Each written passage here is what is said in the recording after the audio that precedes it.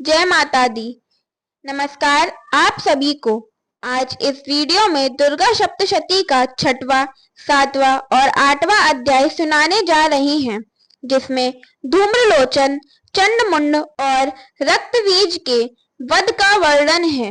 तो सुनते हैं दुर्गा सप्तशती का 6वां अध्याय। सुनिए। धूम्रलोचन वध। महर्षि मेघा ने कहा, देवी की बात सुनकर दूत क्रोध में भरा हुआ वहां से असुरेंद्र के पास पहुंचा और सारा वृतांत उसे कह सुनाया।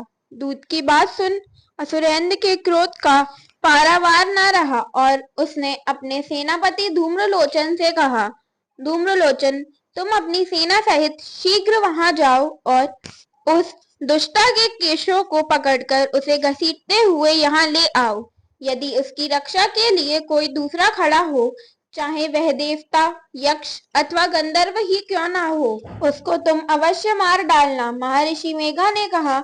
शुंभ के इस प्रकार आज्ञा देने पर धूम्रलोचन 60,000 राक्षसों की सेना को साथ लेकर वहां पहुंचा और देवी को देख ललकार कर कहने लगा, अरे तू अभी शुंभ और निशुंभ के पास चल। यदि तू प्रसन्नता पूर्वक मेरे साथ ना चलेगी तो मैं तेरे केशों को पकड़ घसीटता हुआ तुझे ले चलूंगा। देवी बोली, असुरेंद्र का भेजा हुआ तेरे जैसा बलवान यदि बलपूर्वक मुझे ले जावेगा तो ऐसी दशा में मैं तुम्हारा कर ही क्या सकती हूँ। महर्षि मेघा ने कहा। ऐसा कहने पर धूम्रलोचन उसकी ओर लपका, किंतु देवी ने उसे अपनी हुकार से भस्म कर डाला। यह देखकर असुर सेना क्रुद्ध होकर देवी की ओर बढ़ी, परंतु अंबिका ने उन पर तीखे बाणों, शक्तियों तथा फरसों की वर्षा आरंभ कर दी। इतने में ही देवी का वाहन भी अपनी ग्रीवा के बालों को झटकाता हुआ और बड़ा भारी शब्द करता हुआ असुर सेना पे कूद पड़ा। उसने कई असुर अपने पंजों से, कई अपने जबड़ों से और कईयों को धरती पर पटककर अपनी दाढ़ों से घायल करके मार डाला।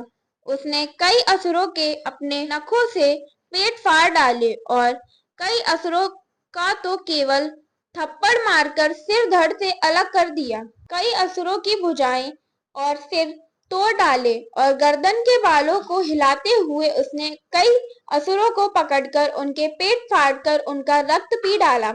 इस प्रकार देवी के उस महाबलवान सिंह ने क्षण भर में असुर सेना को समाप्त कर दिया। शुंभ ने जब यह सुना कि देवी ने धूम्रलोचन असुर को मार डाला और उसके सिंह ने सारी सेना का संहार कर डाला, तब उसको बड़ा क्रोध आया। उसके मारे क्रोध के ओठ फड़कने लगे और उसने चंड तथा मुंड नामक महाअसुरों को आज्ञा दी, हे चंड, हे मुंड, तुम अपने साथ एक बड़ी सेना लेकर वहां जाओ और उस देवी के बाल पकड़कर उसे बांधकर तुरंत यहाँ ले आओ। यदि उसको यहाँ लाने में किसी प्रकार का संदेह हो तो अपनी सेना सहित उससे लड़ते हुए उसको मार डालो और जब वह दुष्टा और उसका सिंह दोनों मारे जावे तब भी उसको बांधकर यहाँ ले आना। तो इसके साथ दुर्गा सप्तशती का 6वां अध्याय पूर्ण होता है। तो अब सुनेंगे दुर्गा सप्तशती का 7वां अध्याय, चंड और मुंड का वध। महर्षि मेघा ने कहा, दैत्यराज की आज्ञा पाकर चंड और मुंड चतुरंगी सेना को साथ लेकर हथियार उठाए हुए देवी से लड़ने के लिए चल दिए। हिमालय पर्वत पर पहुंच कर उन्होंने मुस्कुराती हुई देवी को, जो सिंह पर बैठी हुई थी, देखा। जब असुर उनको पकड़ने के लिए तलवारें लेकर उनकी ओर बढ़े तब अंबिका को उन पर बड़ा क्रोध आया और मारे क्रोध के उनका मुख काला पड़ गया और उनकी भुक्तियां चढ़ गईं। उनके ललाट में से अत्यंत भयंकर तथा अत्यंत विस्मृत मुख वाली लाल आंखों वाली काली प्रकट हुई, जो कि अपने हाथ से तलवार और पाश लिए हुए थी। वह विचित्र खड्ग धारण किए हुए थी तथा चीते के चर्म की साड़ी एवं नरमुंडों की माला पहने रखी थी। उसका मांस सूखा हुआ था और शरीर केवल हड्डियों का ढांचा था और जो भयंकर शब्द से दिशाओं को पूर्ण कर रही थी, वह असुर सेना पर टूट पड़ी और दैत्यों को भक्षण करने लगी। वह पार्श्व रक्षकों, अंकुशधारी महाव्रतों, हाथियों पर सवार योद्धाओं और घंटा सहित हाथियों को एक हाथ से पकड़कर अपने मुंह में डाल रही थी और इसी प्रकार वह घोड़े, रथों, सारथियों व रथों में बैठे हुए सैनिकों को मुंह में डालकर भयानक रूप में चबा रही थी। किसी के केश पकड़कर, किसी की गर्दन पकड़कर, किसी को पैरों से दबाकर और किसी को छाती से मसलकर मार रही थी। वह दैत्य के छोड़े हुए बड़े बड़े अस्त्र शस्त्रों को मुंह में पकड़कर और क्रोध में भर उनके दांतों से पीस रही थी। उसने कई बड़े बड़े असुर भक्षण कर डाले, कितनों को लौट डाला और कितने उसके मार के मारे भाग गए। कितनों को उसने तलवार से मार डाला, कितनों को अपने दांतों से समाप्त कर दिया। और इस प्रकार देवी ने क्षण भर में संपूर्ण दैत्य सेना को नष्ट कर दिया। यह देख महापराक्रमी चंड काली देवी की ओर लपका और मुंड ने भी देवी पर अपने भयानक बाणों की वर्षा आरंभ कर दी और अपने हजारों चक्र उस पर छोड़े।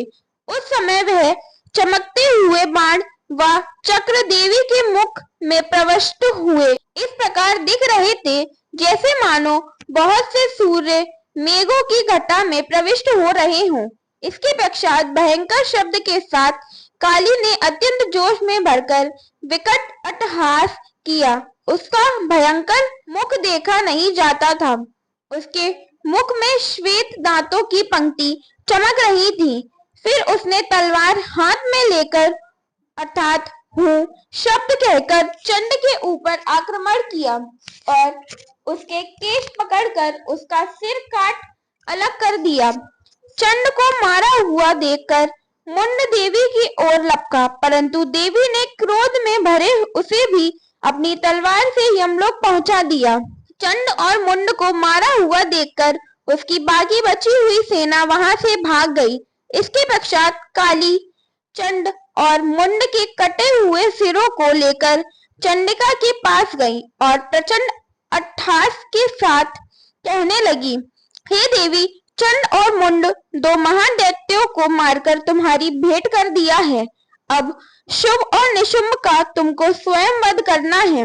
महर्षि मेघा ने कहा, वहां लाए हुए चंड और मुंड के सिरों को देखकर कल्याणमयी चंडी ने काली से मधुर वाणी में कहा, हे देवी, तुम चूंकि चंड और मुंड को मेरे पास लेकर आई हो अतः संसार में चामुंडा के नाम से तुम्हारी ख्याति होगी। तो इसके साथ दुर्गा सप्तशती का 7वां अध्याय पूर्ण होता है। अब सुनेंगे दुर्गा सप्तशती का 8वां अध्याय, रक्तबीज वध।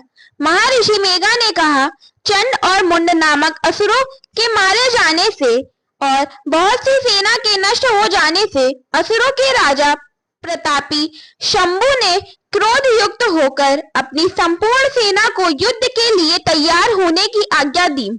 उसने कहा, अब उदयुद्ध नामक 86 असुर सेनापति अपनी सेनाओं के साथ युद्ध के लिए जाएं और कंबु नामक 84 सेनापति भी युद्ध के लिए जाएं और कोटिवीर्य नामक 50 सेनापति और धौम्र कुल नाम के 100 सेनापति प्रस्थान करें। कालक, दोहद, मौर्य और काल के यह दैत्य भी मेरी आज्ञा से सजकर युद्ध के लिए कूच करें। भयानक शासन करने वाला असुरों का स्वामी शुंभ इस प्रकार आज्ञा देकर बहुत बड़ी सेना के साथ युद्ध के लिए चला। उसकी सेना को अपनी ओर आता देखकर चंडिका ने अपनी धनुष की टंकोर से पृथ्वी और आकाश के बीच का भाग गुंजा दिया। हे राजन, इसके पश्चात देवी के सिंह ने दहाड़ना आरंभ कर दिया और अंबिका के घंटे के शब्दों ने उस ध्वनि को और भी बढ़ा दिया। धनुष की टंकोर, शेर की दहाड़ और घंटों के शब्द से पृथ्वी और आकाश के बीच का भाग गूंज उठा और इसके साथ ही देवी ने अपने मुख को और भी भयानक बना लिया। ऐसे भयंकर शब्द को सुनकर राक्षसी सेना ने देवी तथा सिंह को चारों ओर से घेर लिया। हे राजन, उस समय दैत्यों के नाश के लिए और देवताओं के हित के लिए ब्रह्मा, शिव, कार्तिकेय, विष्णु तथा इंद्र आदि देवों की शक्तियां जो अत्यंत पराक्रम और बल से संपन्न थी, उनके शरीर से निकलकर उसी रूप में चंडिका देवी के पास गई। जिस देवता का जैसा रूप था, जैसे आभूषण थे और जैसा वाहन था, वैसा ही रूप, आभूषण और वाहन लेकर उन देवताओं की शक्तियां दैत्यों से युद्ध करने के लिए आई। हंस युक्त विमान में बैठकर और रुद्राक्ष की माला तथा कमंडलू धारण करके ब्रह्मा जी की शक्ति आई।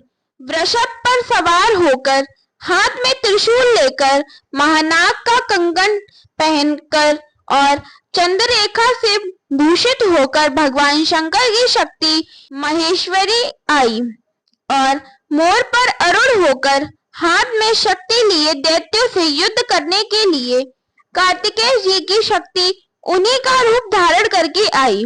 भगवान विष्णु की शक्ति गरुड़ पर सवार होकर शंख, चक्र, सारंग, गदा, धनुष तथा खंग हाथ में लिए हुए आई। श्री हरि की शक्ति बारह का शरीर धारण करके आई और नरसिंह के समान शरीर धारण करके उनकी शक्ति नरसिंगी भी आई। उसकी गर्दन के झटकों से आकाश के तारे टूट पड़े थे और इसी प्रकार देवराज इंद्र की शक्ति ऐन्द्री भी ऐरावत के ऊपर सवार होकर आई। पश्चात इन देव शक्तियों से घिरे हुए भगवान शंकर ने चंडिका से कहा, मेरी प्रसन्नता के लिए तुम शीघ्र ही इन असुरों को मारो। इसके पश्चात देवी के शरीर में से अत्यंत उग्र रूप वाली और सैकड़ों गिद्धड़ियों के समान आवाज करने वाली चंडिका शक्ति प्रकट हुई। उस अपराजिता देवी ने धूमेल जटा वाले भगवान श्री शंकर जी से कहा, हे प्रभु, आप मेरी ओर से दूत बनकर शुंभ और निशुंभ के पास जाइए और उन अत्यंत गर्विले दैत्यों से कहिए तथा उनके अतिरिक्त और भी जो दैत्य वहां युद्ध के लिए उपस्थित हो, उनसे भी कहिए, जो तुम्हें अपने जीवित रहने की इच्छा हो तो त्रिलोकी का राज्य इंद्र को दे दो। देवताओं को उनका यज्ञ भाग मिलना आरंभ हो जाए और तुम पाताल को लौट जाओ। किंतु यदि बल के गर्व से तुम्हारी लड़ने की इच्छा हो तो फिर आ जाओ। तुम्हारे मार्ग से मेरी योगिनियां तृप्त होंगी। चूंकि उस देवी ने भगवान शंकर को दूत के कार्य में नियुक्त किया था, इसलिए वह संसार में शिवदूती के नाम से विख्यात हुई। भगवान शंकर से देवी का संदेश पाकर उन दैत्यों के क्रोध का कोई आर पार न रहा और वह जिस स्थान पर देवी विराजमान थी वहां पहुंचे और जाने के साथ ही उस पर बाणों और शक्तियों की वर्षा करने लगे। देवी ने उनके फेंके हुए बाणों, शक्तियों, त्रिशूल और फरसों को अपने बाणों से काट डाला और काली देवी उस देवी के साथ आगे खड़ी होकर शत्रुओं को त्रिशूल से विदीर्ण करने लगी और खटवांग से कुचलने लगी। ब्राह्मणी जिस तरफ दौड़ती थी, उसी तरफ अपने कमंडल का जल छिड़क कर दैत्यों की वीर्य व बल को नष्ट कर देती थी और इसी प्रकार महेश्वरी त्रिशूल से, वैष्णवी चक्र से और अत्यंत कोप वाली कुमारी शक्ति द्वारा असुरों को मार रही थी और ऐन्द्री के बाजू के प्रहार से सैकड़ों दैत्य रक्त की नदियां बहाते हुए पृथ्वी पर सो गए। वाराही ने कितने ही राक्षसों को अपनी थूथन द्वारा मृत्यु के घाट उतार दिया। दाढ़ों के अग्रभाग से कितने ही राक्षसों की छाती को चीर डाला और चक्र की चोट से कितनों ही को विदीर्ण करके धरती पर डाल दिया। बड़ी बड़ी राक्षसों को नरसिंगी ने अपने नखों से विदीर्ण करके भक्षण कर रही थी और सिंहनाद से चारों दिशाओं को गूंजाती हुई रणभूमि में विचर रही थी। शिवदूती के प्रचंड अट्टहास से कितने ही दैत्य भयभीत होकर पृथ्वी पर गिर पड़े और उनके गिरते ही वह उनको भक्षण कर गई। इस तरह क्रोध में भरे हुए मार्तगणों द्वारा नाना प्रकार के उपायों से बड़े बड़े असुरों को मारते हुए देखकर राक्षसी सेना भाग खड़ी हुई और उनको इस प्रकार भागता देखकर रक्तबीज नामक महापराक्रमी राक्षस क्रोध में भरकर युद्ध के लिए आगे बढ़ा। उसके शरीर से रक्त की बूंदें पृथ्वी पर जैसे ही गिरती थी, तुरंत वैसे ही शरीर वाला तथा वैसा ही बलवान दैत्य पृथ्वी से उत्पन्न हो जाता। रक्तबीज गदा हाथ में लेकर ऐन्द्री के साथ युद्ध करने लगा। जब ऐन्द्री शक्ति ने अपने वज्र से उसको मारा तो घायल होने के कारण उसके शरीर से बहुत सा रक्त बहने लगा और उसकी प्रत्येक बूंद से उसके समान ही बलवान तथा महापराक्रमी उन अनेकों दैत्य भयंकर रूप से प्रकट हो गए। वह सबके सब दैत्य बीज के समान ही बलवान तेज वाले थे। वह भी भयंकर अस्त्र शस्त्र लेकर देवियों के साथ लड़ने लगे। जब ऐन्द्री के वज्र प्रहार से उसके मस्तक पर चोट लगी और रक्त बहने लगा तो उसमें से हजारों ही पुरुष उत्पन्न हो गए। वैष्णवी के चक्र से और ऐन्द्री ने गदा से रक्तबीज को चोट पहुंचाई और वैष्णवी के चक्र से घायल होने पर उसके शरीर से जो रक्त बहा उससे हजारों महाअसुर उत्पन्न हुए, जिनके द्वारा यह संपूर्ण जगत व्याप्त हो गया। कुमारी ने शक्ति से, वाराही ने खड़ंग से और महेश्वरी ने त्रिशूल से उसको घायल किया। इस प्रकार क्रोध में भरकर उस महादैत्य ने सब मार्द शक्तियों को पृथक पृथक गदा से प्रहार किया और माताओं ने शक्ति तथा शूल इत्यादि से उसको जो बार बार घायल किया, उससे सैकड़ों महादैत्य उत्पन्न हुए और इस प्रकार उस रक्तबीज ने रुधिर से उत्पन्न हुए असुरों से संपूर्ण जगत व्याप्त हो गया, जिससे देवताओं को भय हुआ।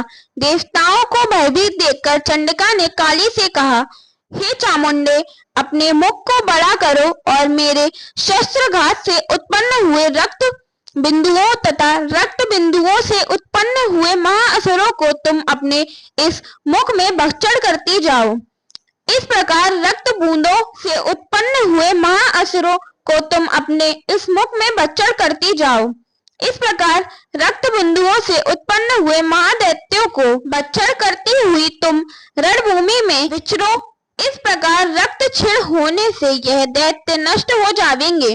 तुम्हारे भक्षण करने के कारण अन्य दैत्य उत्पन्न नहीं होंगे।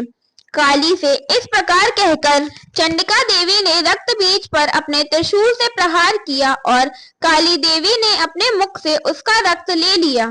तब उसने गदा से चंडिका पर प्रहार किया। प्रहार से चंडिका को तनिक भी कष्ट न हुआ, किंतु रक्तबीज के शरीर से बहुत सा रक्त बहने लगा।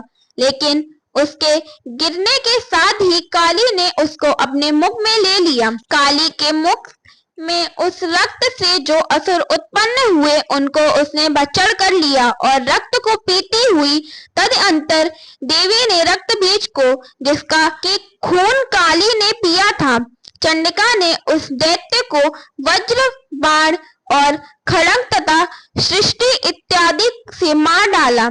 हे राजन, अनेक प्रकार के शस्त्रों से मारा हुआ और खून से वंचित हुआ महादैत्य रक्तबीज पृथ्वी पर गिर पड़ा। हे राजन, उसके गिरने से देवता अत्यंत प्रसन्न हुए और माताएं उन असुरों का रक्त पीने के पश्चात उद्यत होकर नृत्य करने लगी। तो इसके साथ दुर्गा सप्तशती का 8वां अध्याय पूर्ण होता है। जय माता दी।